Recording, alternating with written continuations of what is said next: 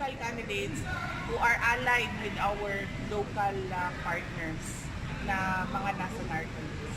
Will you allow them to come up on stage? Kasi usually yung sa mga, what we noticed is, pag may mga sortie, for instance, this one, bukod sa mismo senatorial lineup, yung mga local candidates, they also sit in front. Not maybe on the sides, maybe in the back rows, second, third rows.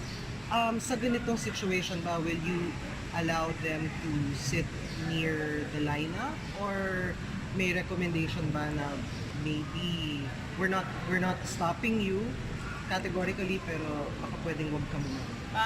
It is a matter na i-discuss with our local host and our local partners because yun namang mga nasa narco list na allied sa kanila are their candidates